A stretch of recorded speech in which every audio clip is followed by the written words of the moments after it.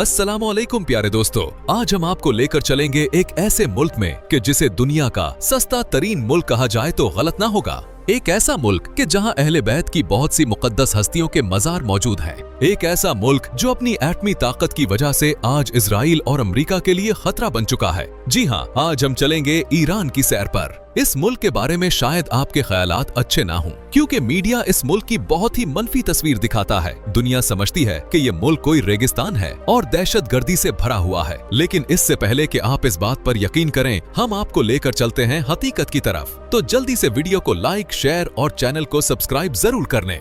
इस मुल्क का ऑफिशियल नाम इस्लामिक रिपब्लिक ऑफ ईरान है। तारीख में ईरान को फारिस के नाम से जाना जाता था और आज भी इस मुल्क के एक सूबे का नाम फारिस है। ये मुल्क न सिर्फ खूबसूरत है बल्कि हैरानकुन हद तक सस्ता भी है। इतना सस्ता कि सुनकर आपको यकीन ही नहीं आएगा। अगर हम ईरान की आबादी की बात करें तो आज ईरान की टोटल आबादी तकरीबन 9 करोड़ 24 लाख के करीब है और आबादी के लिहाज से ये मुल्क दुनिया में 17 नंबर पर आता है। और रकबे के हिसाब से भी ईरान एक बहुत बड़ा मुल्क है, जिसका कुल रकबा तकरीबन 16,48,195 मुरब्बा किलोमीटर है और इस एतबार से भी ईरान दुनिया में 17 नंबर पर मौजूद है। ईरान का सरकारी मजहब इस्लाम है। मुल्क की टोटल आबादी के तकरीबन 93% लोग शिया मसलक से ताल्लुक रखते हैं, जबकि 5% के करीब सुन्नी मसलक से ताल्लुक रखते हैं। इसके अलावा ईरान में तकरीबन 3,000 मसीही और 10,000 के करीब यहूदी भी आबाद हैं। इंतजामी तौर पर यह मुल्क 31 सूबों में तकसीम किया गया है।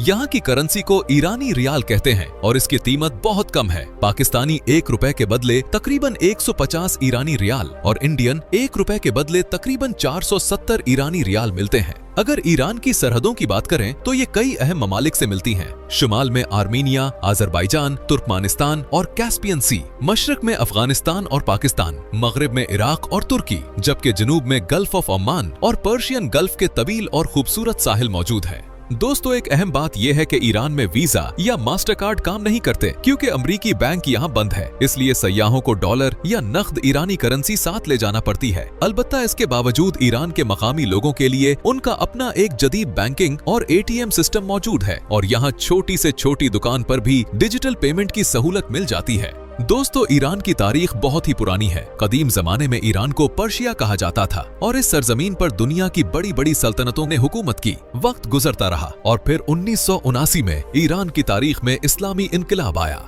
इस इनकलाब की क़यादत रूहुल्लाह खुमैनी ने की और इसी इनकलाब के नतीजे में शाह ईरान मोहम्मद रजा पहलवी की हुकूमत खत्म कर दी गई। मोहम्मद रजा पहलवी को अमरीका का कठपुतली हुक्मरान समझा जाता था। इसी साल 4 नवंबर 1979 को एक और बड़ा वाकया पेश आया, जब ईरानी तलबा ने तेहरान में अमरीकी सफारत खाने पर कब्जा कर लिया और 52 अमरीकी सिफारती एहलकारों को यरगमार बना लिया। ये लोग तकरीबन 444 दिन तक कैद में रहे और आखिरकार 20 जनवरी 1981 को रिहा किए गए। इसी वाक़े के बाद ईरान और अमरीका के ताल्लुकात मुकम्मल तौर पर खराब हो गए और अमरीका ने ईरान पर सख्त मुआशी पाबंदियां लगा दी, क्योंकि अब ईरान में अमरीका की हिमायत याफ्ता हुकूमत खत्म हो चुकी थी। अगर हम आज इस मुल्क की क़यादत की बात करें तो ईरान के मौजूदा supreme leader Ayatollah Sayyed Ali Khamenei हैं। उनका शुमार दुनिया की सबसे ताकतवर शख्सियात में होता है। ये 1999 में इमाम खुमैनी की वफात के बाद सुप्रीम लीडर मुंतखब हुए और आज तक यही सुप्रीम लीडर हैं। अब बात करते हैं ईरान से स्मगलिंग की, जो बहुत ज्यादा मशहूर है। दोस्तों, ईरान से पाकिस्तान में सबसे ज्यादा ईरानी डीजल स्मगल होता है। ईरानी हुकूमत अवामी फलाह बहबूद के लिए तेल पर भारी सब्सिडी देती है। यही वजह है कि ईरान में पेट्रोल और डीजल की कीमत बहुत कम है। पाकिस्तानी रुपयों में 1 लीटर पेट्रोल की कीमत तकरीबन 8 से 9 रुपए तक है, यानी तकरीबन 100 रुपए में आपकी टैंकी भर जाती है। इसके बरक्स पाकिस्तान में यही डीजल 260 से 270 रुपए फी लीटर में फरोख्त होता है, यानी 1 लीटर ईरानी तेल पर 250 रुपए से भी ज्यादा मुनाफा। इससे आप अंदाजा लगा सकते हैं कि ईरानी तेल इतना ज्यादा क्यों स्मगल होता है। दोस्तों, ईरान से पाकिस्तान में डीजल स्मगलिंग के लिए इस्तेमाल होने वाले रास्ते इंतहाई खतरनाक और खुफिया होते हैं। ये स्मगलिंग ज्यादातर बलोचिस्तान के सरहदी इलाकों पंजगूर, माशकेल, नोशकी और गवादर के जरिए की जाती है। इन इलाकों में सैकड़ों छोटे छोटे रास्ते मौजूद हैं, जिन्हें मकामी स्मगलर्स बड़े अच्छे तरीके से जानते हैं। डीजल को छोटे छोटे टैंकर्स और मोटरसाइकिलों पर सरहद पार लाया जाता है। कई मकामात पर तो स्मगलर्स पैदल चलकर भी डीजल के ड्रम्स लाते हैं और सरहदी इलाकों में मौजूद खुफिया गोदामों में जखीरा करते हैं। इन रास्तों पर दिन की रोशनी और रात की तारीकी में मकामी रहनुमाई और सिक्योरिटी एहलकारों की मदद से बड़ी मिकदार में डीजल पाकिस्तान की हुदूद में दाखिल होता है।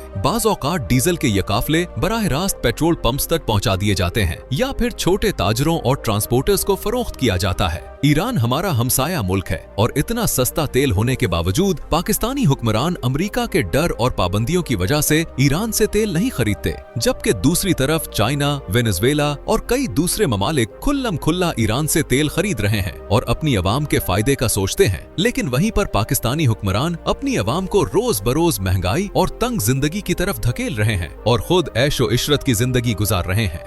दोस्तों, ईरान का दारुल हुकूमत तेहरान है, जो न सिर्फ इस मुल्क का सियासी मरकज है बल्कि मुआशी सरगर्मियों का भी सबसे बड़ा मरकज समझा जाता है। ताज़ा रिपोर्ट्स के मुताबिक ईरान की मजमूई जीडीपी तकरीबन $355 बिलियन के करीब है, जबकि यहाँ रहने वाले एक आम शहरी की सालाना आमदनी तकरीबन $4500 बनती है। अगर ईरान और पाकिस्तान के ताल्लुकात की बात की जाए तो ये रिश्ता सिर्फ हमसायगी तक महदूद नहीं बल्कि मजहबी लिहाज से भी बहुत गहरा और मजबूत है। पूरा साल पाकिस्तान से हजारों जायरीन ईरान का सफर करते हैं, क्योंकि इस मुल्क में अहले बैत की मुकद्दस हस्तियों और बहुत से औलियाए किराम की कब्रें और मुकद्दस मकामात मौजूद हैं। इन्हीं मुकद्दस मकामात में सबसे अहम मशहद शहर है, जहां अहले तशय्युअ के अकीदे के मुताबिक 8वें इमाम रजा रहमतुल्लाह अलैह का रोजा मुबारक मौजूद है। इनका असल नाम अली बिन मूसा था और आप हजरत इमाम मूसा काजिम रहमतुल्लाह अलैह के फर्जंद थे। आपको 818 ईस्वी में जहर देकर शहीद कर दिया गया था। आपका रोजा आज दुनिया के बड़े मुकद्दस मकामात में शुमार होता है, जहां हर साल लाखों जायरीन हाजिरी देते हैं। अगर हम ईरान में रहने वाली अकलियतों की बात करें तो यहूदियों की ज्यादातर आबादी अस्फहान, हमदान और तेहरान के आसपास के इलाकों में रहती है और ये लोग कई सौ सालों से ईरान में आबाद हैं।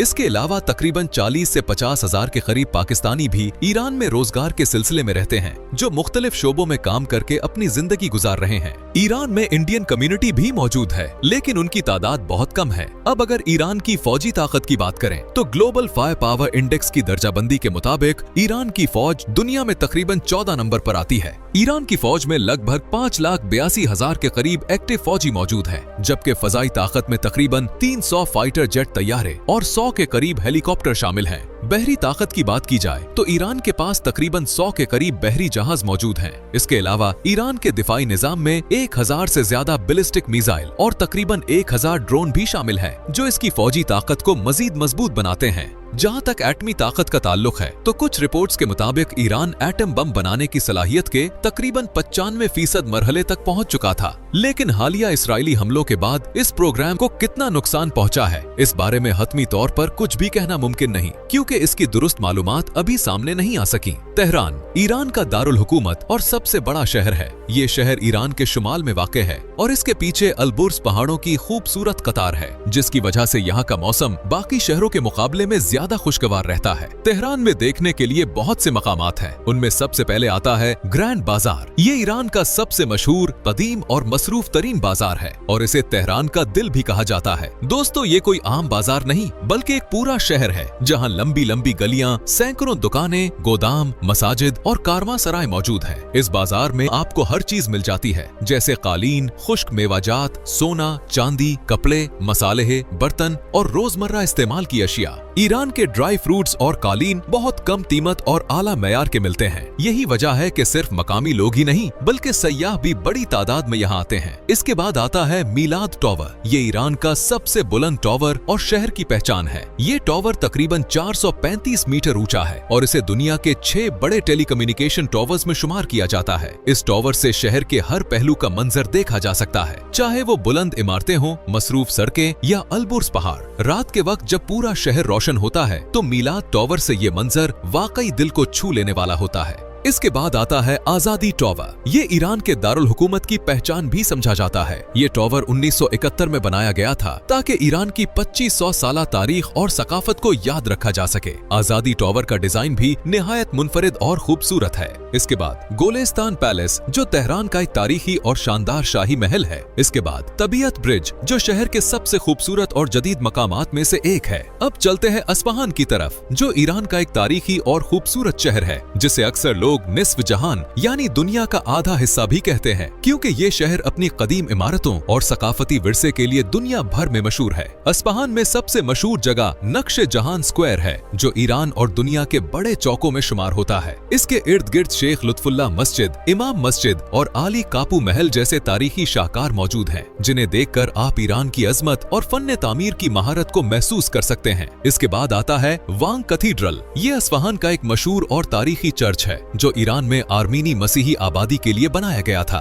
दोस्तों, वांग कैथीड्रल की खास बात यह है कि यहाँ की दीवारें और छतें रंगीन नक्शो निगार से मुज़य्यन हैं, जिनमें मजहबी मनाजिर और आर्मीनी सकाफत की झलक दिखाई देती है। अब चलते हैं शिराज की तरफ। ये ईरान का एक तारीखी और खूबसूरत शहर है, जो अपनी कदीम तारीख, बागात और शायरी के लिए मशहूर है। दोस्तों, शिराज को अक्सर ईरान का शहर शायरी और अदब कहा जाता है, क्योंकि यहाँ दो बड़े और मशहूर फारसी शायरों हाफिज शिराजी और सादी शिराजी की कब्रें मौजूद हैं, जो दुनिया भर में मशहूर हैं। इसके बाद आती है मस्जिद नासिरुल मुल्क, जो शिराज की सबसे खूबसूरत और मशहूर मस्जिद है, जिसे आम जबान में पिंक मस्जिद भी कहा जाता है। दोस्तों, ये मस्जिद अपने रंगीन शीशों, खूबसूरत गुंबद और आर्किटेक्चर की वजह से दुनिया भर में मशहूर है। सबसे खास बात यह है कि सुबह के वक्त सूरज की रोशनी जब मस्जिद के रंगीन शीशों से गुजरती है, तो मस्जिद के अंदर हर तरफ रंगों की एक जादुई दुनिया बन जाती है, जो देखने वाले को हैरान कर देती है। इसके बाद आती है होली शराइन ऑफ शाह चराग, जो शिराज का एक मुकद्दस और मशहूर इस्लामी मकाम है, जो शिया मसलक के लोगों के लिए बहुत अहमियत रखता है। ये वो जगह है जहाँ हजरत अहमद बिन मूसा आराम फरमा है, जो इमाम मूसा काजिम के बेटे और हजरत इमाम रजा के भाई थे। इसके अलावा यज़्द, काशान, तबरेज और कुम शहर भी बहुत मशहूर हैं। दोस्तों, ईरान में नाइट लाइफ भी बहुत खूबसूरत होती है। ईरान के बड़े शहर जैसे तेहरान, शिराज और अस्फहान में लोग शाम के वक्त पार्क्स, कैफे, रेस्टोरेंट और शॉपिंग मॉल्स में आकर वक्त गुजारते हैं। रात के वक्त कदीम बाजारों और तारीखी मकामात के आसपास की सैर भी आम है, जहां कुछ जगहों पर लाइव म्यूजिक या सकाफती तकरीबात भी मुनक्किद होती हैं, जो ईरान की मकामी सकाफत का लुत्फ देती है। दोस्तों, ये थी आज की हमारी इंफॉर्मेटिव दिलचस्प वीडियो। आपको वीडियो कैसी लगी कमेंट्स में जरूर बताइएगा, और नए आने वाले दोस्तों से गुजारिश है कि हमारे चैनल को सब्सक्राइब और लाइक जरूर कीजिएगा। अगली वीडियो तक अल्लाह हाफिज।